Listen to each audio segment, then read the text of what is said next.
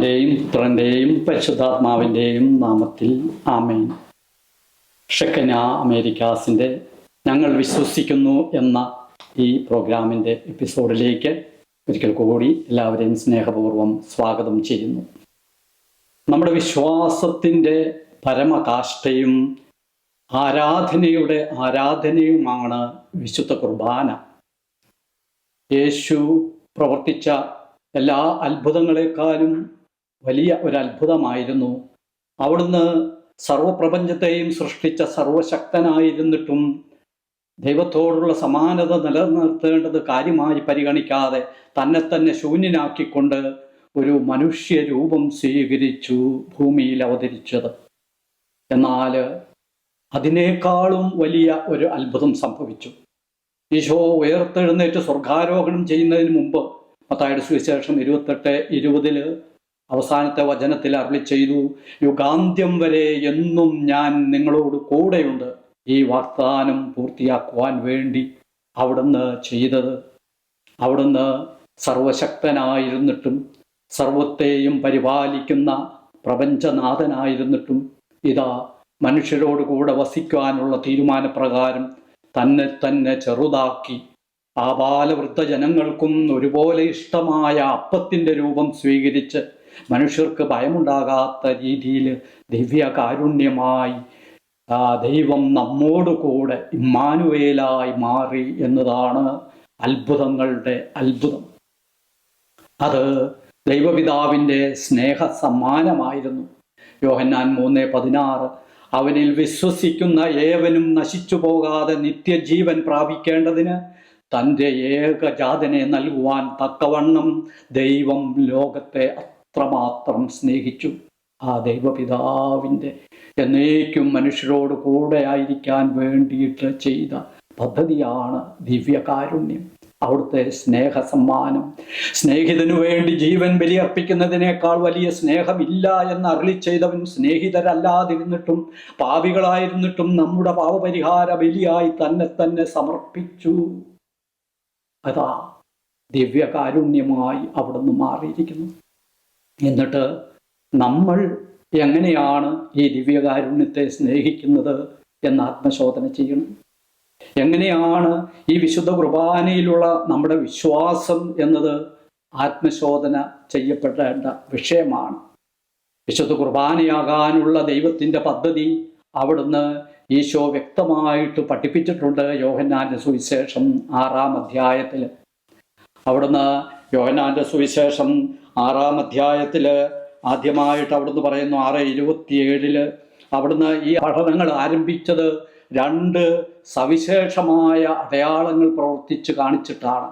ഒന്ന് അപ്പം വർദ്ധിപ്പിക്കുന്ന അടയാളം, യോഹന്നാൻ സുവിശേഷം 6:1 മുതലുള്ള വചനങ്ങൾ. അവിടെ ഈശോ വ്യക്തമായിട്ട് പറഞ്ഞു, ജീവന്റെ അപ്പമാണ് ഞാൻ എന്ന്. വീണ്ടും യോഹന്നാന്റെ സുവിശേഷം 6:27 അവിടുന്ന് പറയുന്നു, നശ്വരമായ അപ്പത്തിനു വേണ്ടി അധ്വാനിക്കാതെ മനുഷ്യപുത്രൻ നൽകുന്ന നിത്യജീവന്റെ അപ്പത്തിനു വേണ്ടി അധ്വാനിക്കുവിൻ. അത് മോശ സ്വർഗത്തിൽ നിന്ന് നൽകിയ അപ്പമായ മന്ന പോലെയല്ല.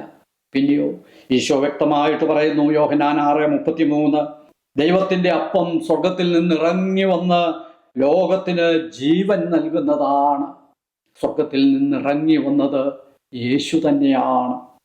യേശു വ്യക്തമായി പഠിപ്പിക്കുന്നു, യോഹന്നാന്റെ സുവിശേഷം 6:51 വചനം, സ്വർഗത്തിൽ നിന്നിറങ്ങി വന്ന ജീവനുള്ള അപ്പം ഞാനാണ്.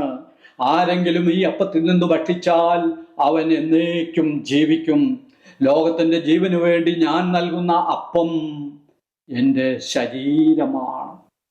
അങ്ങനെ അവിടുന്ന് ദിവ്യകാരുണ്യമായി തീരാനുള്ള പദ്ധതി വ്യക്തമാക്കിയപ്പോൾ അവിടെ വലിയ തർക്കമുണ്ടായി.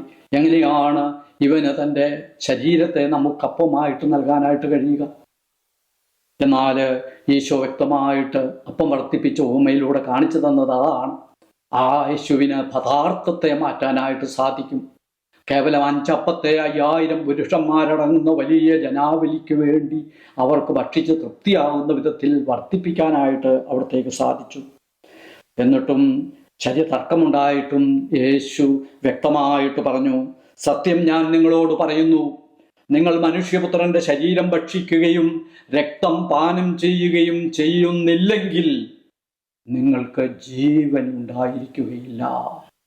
നമുക്ക് ദൈവീക ജീവൻ ഉണ്ടാകുവാൻ, ക്രിസ്തുവിൻ്റെ ജീവൻ നമ്മളിൽ ഉണ്ടാകുവാൻ നമ്മുടെ ആത്മീയ ഭക്ഷണവും പാനീയവുമായി അവിടുത്തെ തിരുശരീര രക്തങ്ങൾ നമ്മൾക്ക് നൽകുകയാണ്.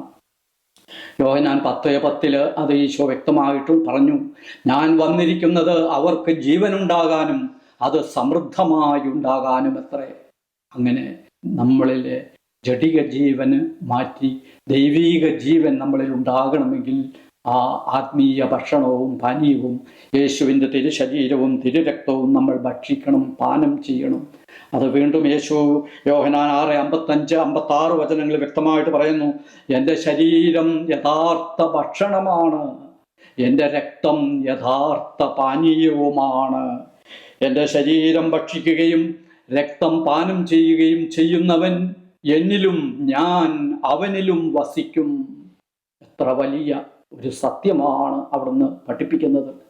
യേശു പതിവിന് വിപരീതമായിട്ട് ഇവിടെ ഒരു ഉപമ പോലും പറയുന്നില്ല. എല്ലാം സത്യമായിട്ട് പച്ചയ്ക്ക് അവിടുന്ന് പറയുകയാണ്. ഇത് കേട്ട ശിഷ്യന്മാർ പറഞ്ഞു, ഈ വചനം കഠിനമാണ് എന്ന് പറഞ്ഞ് അവൻ്റെ ശിഷ്യന്മാർ പോലും ഇടർച്ചയുണ്ടാക്കി. യോഹന്നാൻ 6:66 പറയുന്നു, ഇതിനു ശേഷം അവൻ്റെ ശിഷ്യന്മാരിൽ വളരെ പേർ അവനെ വിട്ടുപോയി. ഇന്നും വിശുദ്ധ കുർബാന പലർക്കും ഇടർച്ചയുടെ കല്ലാണ്.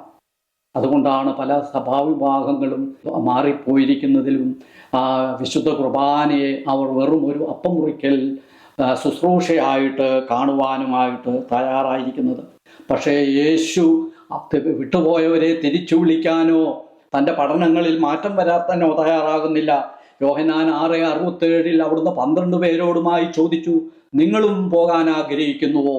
അല്ലാതെ തൻ്റെ പഠനം മാറ്റാനോ ആർക്കെങ്കിലും വേണ്ടി സത്യം മാറ്റിപ്പറയാനോ അവിടുന്ന് തയ്യാറാകുന്നില്ല.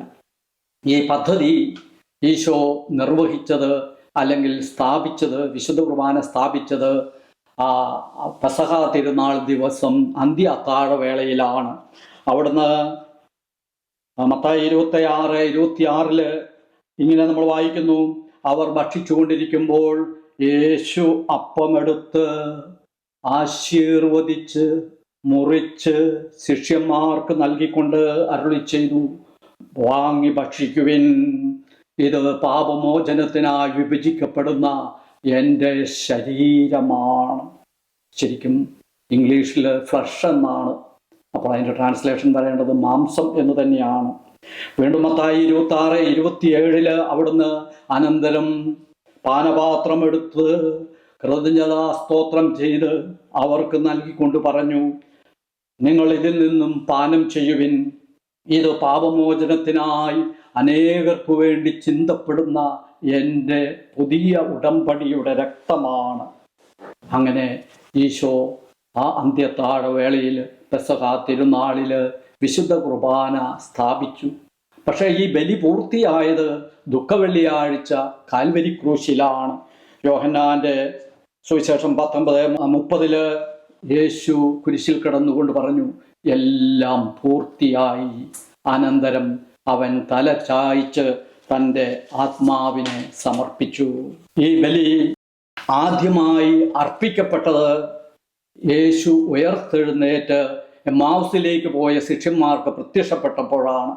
ലൂക്കായുടെ സുവിശേഷം 24:30-31 വചനങ്ങളിൽ ഇങ്ങനെ വായിക്കുന്നു, അവരോടൊപ്പം ഭക്ഷണത്തിനിരിക്കുമ്പോൾ അവൻ അപ്പം ആശീർവദിച്ച് മുറിച്ച് അവർക്ക് കൊടുത്തു.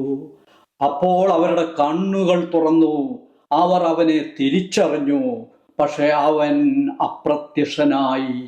അതെ, അവൻ അപ്പത്തിൽ അപ്രത്യക്ഷനായി. ഇനി യേശുവിനെ കാണുക അപ്പത്തിലാണ്, ദിവ്യകാരുണ്യത്തിലാണ്. അങ്ങനെ ഈശോ ഉയർത്തെഴുന്നേറ്റ ഈശോ തൻ്റെ ശരീരവും രക്തവും ദിവ്യകാരുണ്യമായി നമ്മുടെ ആത്മീയ ഭക്ഷണവും പാനീയവുമായി പങ്കുവെച്ച് നന്നു. വിശുദ്ധ പൗലോസ്ലീഹ പറയുന്നു, നാം കുഴിച്ചിട്ട ധാന്യമോ വിത്തോ അല്ല അതിൽ നിന്നും മുളച്ചു വന്ന് നമുക്ക് ഫലമായി കിട്ടുന്നത്. ഇതുപോലെ യേശുവിൻ്റെ ഉയർത്തെഴുന്നേറ്റ ശരീരവും പ്രത്യേകതകളുള്ളതായിരുന്നു എന്ന് നമുക്ക് കാണാൻ സാധിക്കും. സ്വർഗാരോഹണം ചെയ്ത് സ്വർഗത്തിലെ ആത്മീയനായ ദൈവം ആ യേശുവിന് ശരീരത്തിൻ്റെ ആവശ്യമില്ല. അതുകൊണ്ട് ആ തിരുശരീര രക്തങ്ങൾ അവിടുന്ന് നമുക്ക് ആത്മീയ ഭക്ഷണവും പാനീയവുമായി തന്നുകൊണ്ട് അവിടുന്ന് ദിവ്യകാരുണ്യമായി മാറി. ആദിമസഭയിൽ വിശുദ്ധ കുർബാന എങ്ങനെയാണ് അർപ്പിക്കപ്പെട്ടിരുന്നത്? അത് നമുക്ക് മാതൃകയാകേണ്ടതല്ലേ? വിശുദ്ധ പൗലോസ്ലീഹ കൊറിന്തോസുകാർക്ക് എഴുതിയ 1-ാം ലേഖനം 11-ാം അധ്യായം 23 മുതൽ 25 വരെയുള്ള വചനങ്ങളിൽ പറയുന്നു, കർത്താവിൽ നിന്നും എനിക്ക് ലഭിച്ചതും ഞാൻ വരമേൽപ്പിക്കപ്പെട്ടതുമായ കാര്യം ഇതാണ്. യേശു ഒറ്റിക്കൊടുക്കപ്പെട്ട രാത്രിയിൽ അപ്പമെടുത്ത് കൃതജ്ഞതാ സ്തോത്രം ചെയ്ത് അത് മുറിച്ച് ശിഷ്യന്മാർക്ക് നൽകിക്കൊണ്ട് അരുളി ചെയ്തു, ഇത് നിങ്ങളുടെ പാപമോചനത്തിനായി വിഭജിക്കപ്പെടുന്ന എൻ്റെ ശരീരമാണ്. എൻ്റെ ഓർമ്മയ്ക്കായി നിങ്ങളിത് ചെയ്യുവിൻ. അത്താഴത്തിന് ശേഷം പാനപാത്രമെടുത്ത് അവിടുന്ന് അരുളി ചെയ്തു, ഇത് എൻ്റെ രക്തത്തിലുള്ള പുതിയ ഉടമ്പടിയുടെ രക്തമാണ്. നിങ്ങൾ ഇത് പാനം ചെയ്യുമ്പോഴെല്ലാം എൻ്റെ ഓർമ്മയ്ക്കായി ചെയ്യുവിൻ. വ്യക്തമായും ഈശോയുടെ പഠനങ്ങൾ ഉൾക്കൊണ്ടുകൊണ്ട് തന്നെയാണ് ആദിമസഭ ഈശോയുടെ തിരുശരീര രക്തങ്ങൾ അർപ്പിച്ചിരുന്നത് എന്ന് നമുക്കിതിൽ നിന്ന് മനസ്സിലാകാനായിട്ട് സാധിക്കും. എന്നാൽ ഈ അഗ്രാഹ്യ ദിവ്യരഹസ്യം വെളിപ്പെടുത്തി കിട്ടാത്തവർ അത് വെറും ഒരു അപ്പം മുറിക്കൽ ശുശ്രൂഷയായിട്ട് മാത്രം അതിനെ കാണുകയും ഉൾക്കൊള്ളുകയും ചെയ്തു. എനിക്കുണ്ടായ ഒരു വിശുദ്ധ കുർബാന അനുഭവം പങ്കുവെക്കാനായിട്ട് ആഗ്രഹിക്കുകയാണ്. ഞാൻ ഒരു ജീസസ് എൻകൗണ്ടറിനൊക്കെ ശേഷം മാനസാന്തര ജീവിതത്തിലേക്ക് വന്നു കഴിഞ്ഞ് കോട്ടപ്പടി എന്ന സ്ഥലത്ത് ഒരു ബൈബിൾ കൺവെൻഷൻ നടക്കുന്നുണ്ടെന്നറിഞ്ഞ് ഞാൻ ഫാമിലിയായിട്ട് അവിടേക്ക് പോയി. അവിടെ ഒരു ദിവസം ഒരു വൈദികൻ വളരെ തീക്ഷ്ണമായിട്ട് ദിവ്യബലി അർപ്പിക്കുകയാണ്. അതുപോലെ ഒരു തീക്ഷ്ണമായ ദിവ്യബലി പിന്നീട് ഞാൻ കൂടിയിട്ടുമില്ല. ആ ദിവ്യബലിയുടെ സമയത്ത് ഞാൻ കണ്ട കാര്യമാണ് പങ്കുവയ്ക്കുന്നത്. അവിടെ ആ ബലിപീഠത്തിൽ ഈശോ വന്ന് കിടക്കുന്നത് കണ്ടു. ഈശോയ്ക്ക് 6 അടിയിലധികം നീളമുള്ളത് കൊണ്ട് പൊക്കമുള്ളത് കൊണ്ട് കാലുകൾ ബലിപീഠത്തിൽ നിന്ന് പുറത്തോട്ട് പാദങ്ങൾ തള്ളി നിൽക്കുന്ന രീതിയിലാണ് കണ്ടത്. അതുപോലെ തന്നെ പാനപാത്രം ഉയർത്തി സ്തോത്രം ചെയ്ത് ആ തിരുവചനങ്ങൾ അരുളി ചെയ്യുമ്പോൾ ഇതാ മുകളിൽ നിന്ന് രക്തം ആ കാസയിലേക്ക് വീണ് പൊങ്ങുന്നത് ഞാൻ കാണുകയുണ്ടായി. അതിനുശേഷം വിശുദ്ധ കുർബാനയോടുള്ള എൻ്റെ മനോഭാവം മാറി.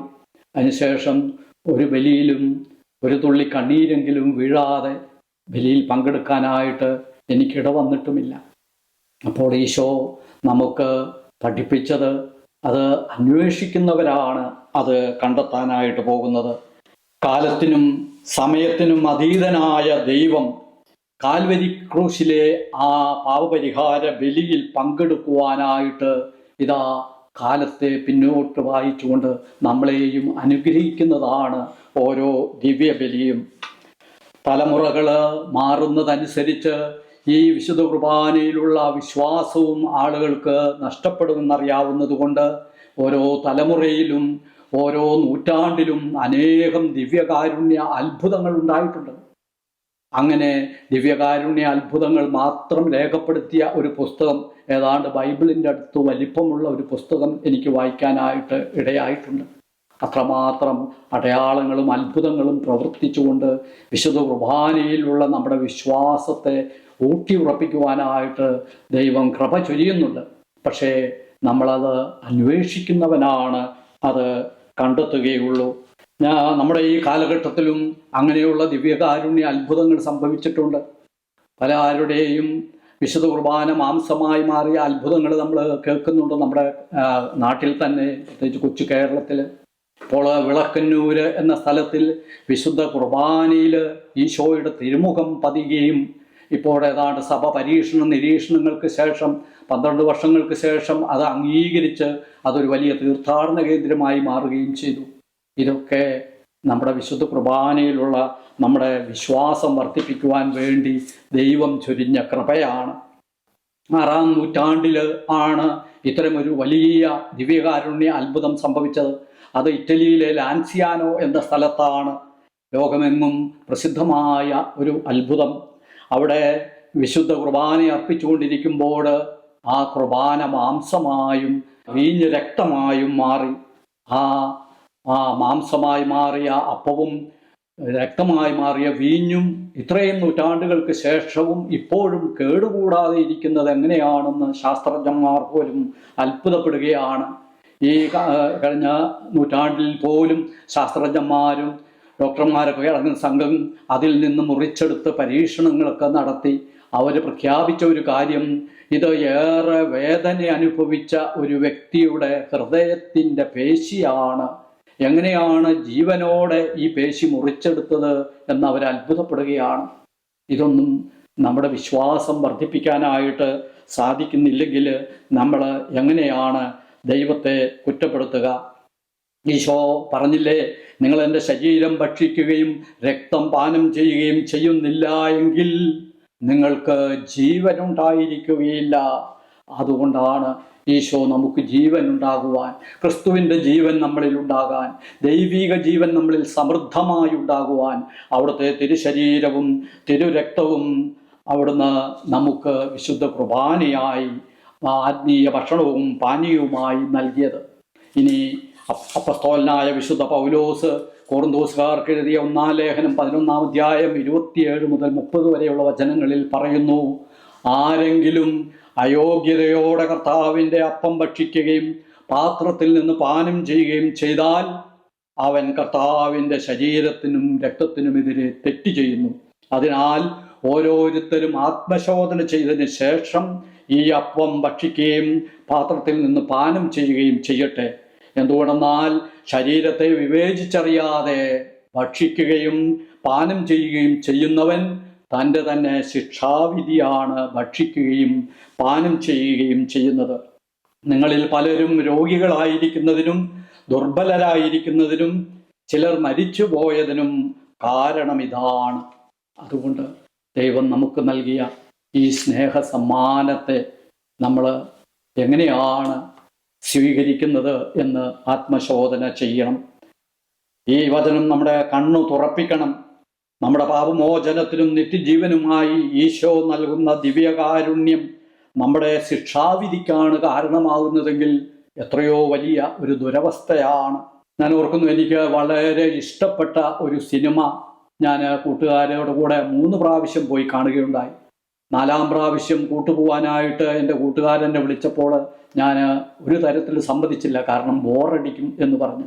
പക്ഷേ ഇന്ന് എത്രയോ ആളുകളാണ് ഈ വിശുദ്ധ കുർബാന ഇങ്ങനെ മൊബൈലും വാട്സാപ്പും ഒക്കെ നോക്കിക്കൊണ്ട് വിശുദ്ധ കുർബാനയിൽ പങ്കെടുക്കുന്നത് കാണേണ്ടതായിട്ട് വരുന്നത്. നമ്മുടെ വിശ്വാസവും നമ്മുടെ ഭക്താചാരങ്ങളും നമ്മുടെ രക്ഷയ്ക്ക് കാരണമാകുന്നില്ലെങ്കിൽ നമ്മൾ എത്രയോ ദൗർഭാഗ്യവാന്മാരാണ്. നാം കേൾക്കുന്ന സുവിശേഷവും തിരുവചനങ്ങളും എത്ര പെട്ടെന്നാണ് പക്ഷികൾ, പിശാചുക്കൾ വന്ന് കൊത്തിക്കൊണ്ടു പോകുന്നത്. വിശുദ്ധ കുർബാന കഴിഞ്ഞ് ഇറങ്ങുമ്പോൾ ഇന്നത്തെ ലേഖനം എന്തായിരുന്നുവെന്നോ സുവിശേഷം എന്തായിരുന്നുവെന്ന് ചോദിച്ചാൽ എത്ര പേർക്കാണ് പറയാനായിട്ട് സാധിക്കുന്നത്? പക്ഷികൾ അതെല്ലാം കൊത്തിക്കൊണ്ടു പോകുന്നുണ്ടെങ്കിൽ, പല വിചാരത്തോടെയാണ് നമ്മളത് വിശുദ്ധ കുർബാനയിൽ പങ്കെടുക്കുന്നതെങ്കിൽ അത് നമ്മുടെ തന്നെ അയോഗ്യതയല്ലേ കാണിക്കുന്നത്? നമുക്കുള്ളതെല്ലാം ദൈവത്തിൻ്റെ ദാനമാണെങ്കിലും അവിടുന്ന് ആവശ്യപ്പെട്ടത് നമ്മളിൽ നിന്ന് ഒരേ ഒരു കാര്യമാണ്, വിശ്വാസം. യേശുവിൽ വിശ്വസിക്കുക. മനുഷ്യരുടെ നശിച്ചു പോകാതെ നിത്യജീവൻ പ്രാപിക്കേണ്ടതിനായിട്ട് അവിടുന്ന് തൻ്റെ ഏകജാതനെ നമുക്ക് നൽകിയിട്ടും നാം അത് വിശ്വസിക്കുന്നില്ല എങ്കിൽ അത് ശിക്ഷാവിധിക്കാണ് കാരണമാവുക എന്ന് ഓർമ്മിക്കുക.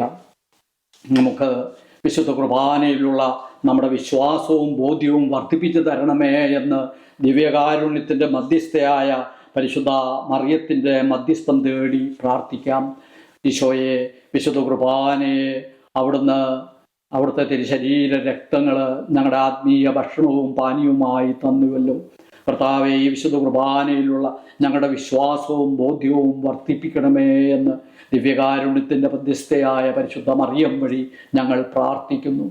പിതാവിനും പുത്രനും പരിശുദ്ധാത്മാവിനും സ്തുതി.